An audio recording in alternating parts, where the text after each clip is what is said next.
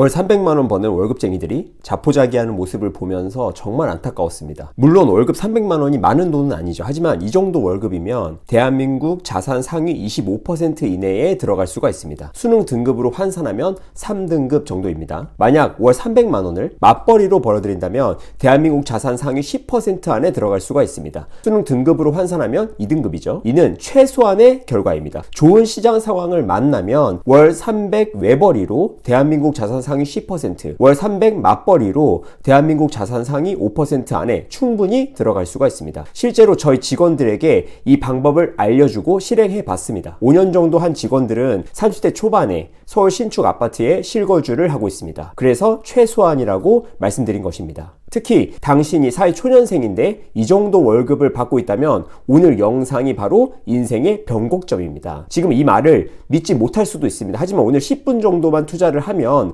어떻게 이것이 달성되는지 바로 알 수가 있을 것입니다. 그럼 오늘 영상 시작하겠습니다.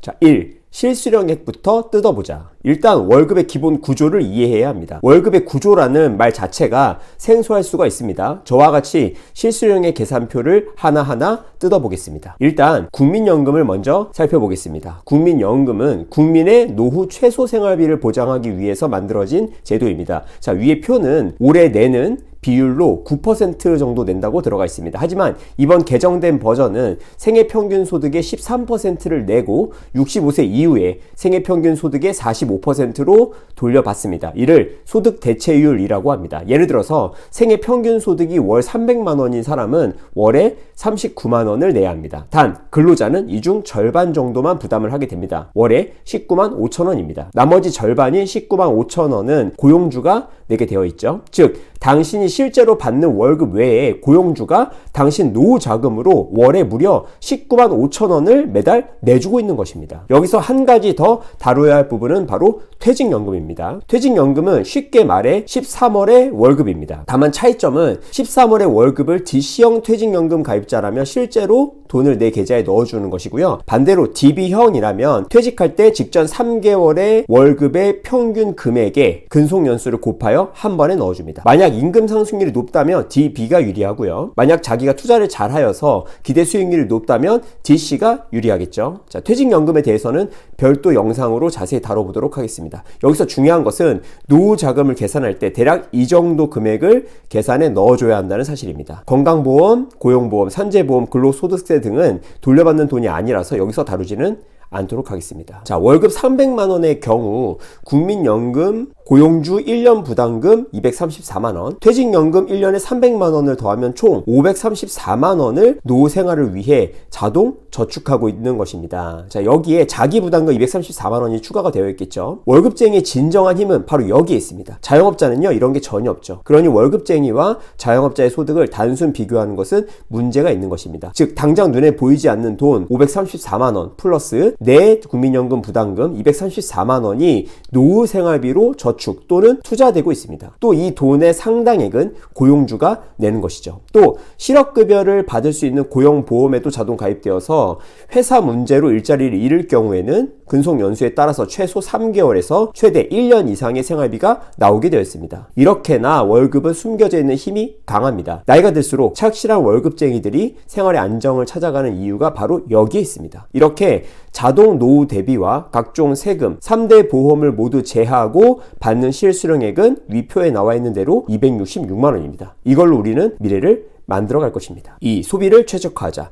비범한 결과를 내고 싶다면 비범한 방법을 사용해야 합니다. 지식과 경험이 아직 부족하고 자기 자본도 부족할 때는 이 비범함을 부릴 수 있는 영역이 제한적이게 되죠. 그래서 항상 모든 재테크, 투자의 시작은 소비통제로부터 시작합니다. 소비통제는 단순히 돈을 아껴서 많이 모으기 위해서만 하는 것은 아닙니다. 자기 절제력을 기르는 일종의 신병훈련소입니다. 자기 절제력은 나중에 큰 투자 수익을 올려야 되거나 기회를 기다려야 할 때 인내심 발휘에 있어서 기초로 필요한 매우 중요한 자질입니다. 제가 단언하는데 자기 절제력이 부족하면 절대 투자에서 장기적으로 성공할 수가 없습니다. 그러니 소비 통제로 이것을 훈련하는 것이다 라고 생각을 하세요. 자, 소비 통제는 단순히 궁상 떠는 생활 양식이 아닙니다. 나중에는요, 그 중요성이 줄어들기도 하죠. 그러니 사회 초년생 시절 5년 정도만 꼭 극도의 절제된 생활을 해보시기를 권장드립니다. 자, 위 표에 나와 있듯이 대한민국 1인 가구 최저 생계비는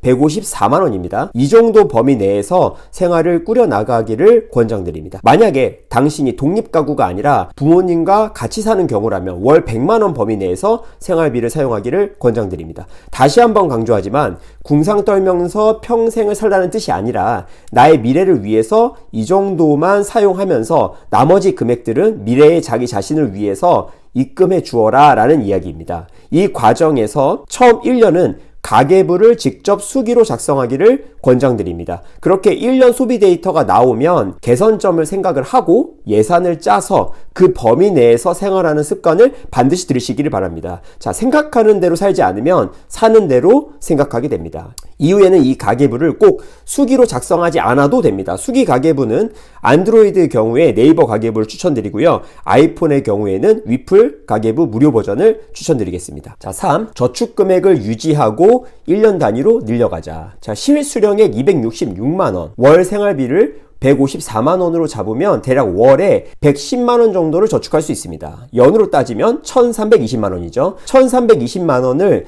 연복리 10% 정도의 글로벌 자산 배분 투자로 적립하면서 급여 인상분으로 저축액을 계속 늘려갑니다. 이렇게 하면 5년이 조금 넘으면 1억을 모을 수가 있습니다. 저도요, 2, 3천으로 부동산 투자해서 1억 정도의 차익을 거둔 경우가 있을 정도로 1억이라는 돈은 굉장히 큰 돈입니다. 이렇게 1억을 모으는 것에 대해서 부정적인 생각을 가질 수도 있습니다. 1억이란 돈이 그렇게 크지 않게 느껴질 수 있죠. 자, 근데 저의 경우에는 한 2, 3천 정도로 부동산 투자를 해서 1억 정도의 차익을 거둔 경우가 있었습니다. 그러니까 너무 인생을 부정적인 시나리오로 그리지 마시고요. 또 이렇게 얘기하면 옛날 이야기잖아 라고 반문하실지도 모릅니다. 하지만 놀랍게도 이런 기회는 지금도 제 눈에는 몇 가지가 보입니다. 아마 몇 년 후에는 지금 잡은 기회들을 또 유튜브에서 이야기하게 될 것이고, 그러면 사람들은 또 그건 옛날 이야기잖아 라고 합리화를 할 것입니다. 저는 2016년부터 부동산 투자를 했는데 사람들의 반응은 그때부터 계속적으로 이런 식으로 반복되어 왔습니다. 우리나라 근로자의 급여 인상액의 평균은 매년 대략 한 5% 정도 됩니다. 300만 원의 경우에는 15만 원 정도가 증가한다고 볼 수 있죠. 이 증가분의 절반 정도를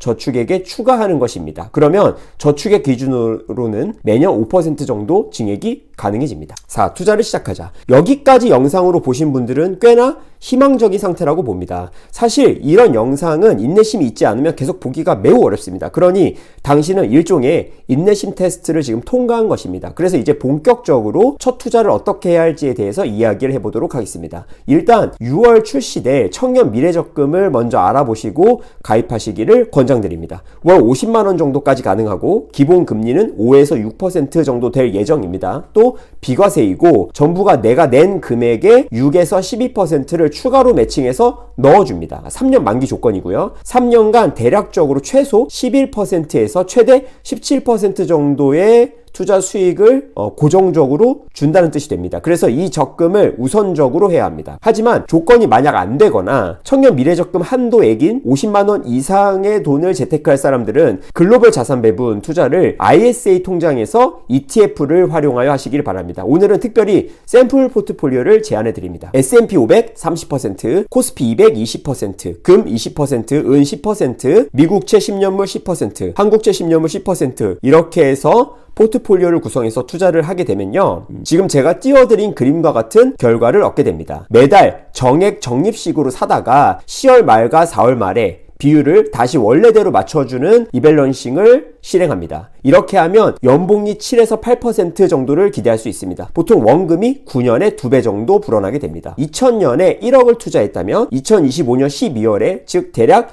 25년 정도 후에 6억 정도를 주게 됩니다. 5. 기회를 잡자. 그렇게 1억을 모은다는 것 자체가 또 무의미하게 느껴질 수 있습니다. 그렇게 해서 언제 수도권 아파트를 살 수나 있나 하는 마음이 들면서 의욕이 꺾이게 됩니다. 자, 1억이 적은 돈 같지만 이는 사실 큰 기회를 잡을 수 있는 돈이기도 합니다. 실제로 제 부하 직원 중에 22년 말까지 모은 대략 1억 정도의 돈으로 미분양난 서울 장의자이를 계약했습니다. 전용 4구였는데요. 이 아파트는 당시 가격이 6억 9천이었는데 지금은 최소 10억에서 이제 이 직원이 받은 아파트의 경우에는 로얄동 로얄층이기 때문에 11억 정도 가격이 되었습니다. 현재 이 직원은 여기서 남편과 한 살 난 딸과 실거주하면서 행복하게 신혼을 보내고 있습니다. 자, 투자금 대비로는 4년 동안 대략 3배에서 많게는 4배 정도 벌어들였고요. 1주택이기 때문에 12억 이하 비과세 한도를 받아서 세금은 없습니다. 자, 이후 회사에서 좋은 성과를 지속적으로 내면서 승진까지 했고 이제 새로 추가로 구리시의 신축 아파트 투자를 지금 준비 중입니다. 자, 이런 5년에 한 번 오는 기회를 잡을 수 있는 돈이 바로 1억입니다. 그리고 기회를 한 번 맛보는 것은 이후 투자 여정에서도 매우 중요하기 때문에 이 1억이 주는 실제적인 수익은 훨씬 더 클 것이죠. 자, 시장에서 기회를 못 잡아도요. 만약 비슷한 정도의 사람을 만나서 결혼을 할 수 있다고 가정하면 각자는 1억이지만 부부 합산으로는 2억 정도가 됩니다. 자, 2억이면요. 경기도 평균에 해당하는 6억 주택이나 또는 서울 엔트리급에 해당하는 소형 아파트를 살 수 있습니다. 자, 6억 정도면 서울에서 재건축을 기대할 수 있는 노원구 소형 아파트도 살 수가 있죠. 그러니 1억을 모아봐야 소용없다라고 합리화하지 마시고 꼭 사회생활 5년 내외로 1억을 모으겠다고 결심하세요. 그러다 보면 인생에서 이런저런 기회가 오게 되어 있습니다. 자, 시장은요, 항상 요동치면서 이런 기회를 많게는 3년에 한 번꼴로, 적어도 5년에 한 번꼴로는 줍니다. 마무리. 저도 처음 1억을 모으기가 가장 힘들었던 기억이 납니다. 당시에는 사업체에서 노숙을 하고 지금은 없어진 그 패밀리마트에서 편의점 도시락 같은 것을 사 먹었습니다. 그조차도 아까워서요. 봉구수 밥버거로 먹었던 날들도 많았습니다. 그렇게 힘들게 1억을 모았고 첫 투자에 나섰습니다. 첫 투자는 결국 큰 돈을 벌어주지는 못했습니다. 이후 6번의 투자를 추가로 하게 되었고 현재는 서울 신축 2주택자가 되었습니다. 그리고 최근에도 추가 투자를 진행 중에 있습니다. 자, 여러분도 할 수가 있습니다. 미약한 시간, 최초의 시간을 버티시기만 한다면 이후에는 알아서 투자가 작동될 것입니다. 자, 1억 이후에 재테크 테크트리도 궁금하시다면 고정 댓글도 확인해 주시고요. 당신의 경제적 자유를 응원합니다. 경제인이었습니다. 안녕.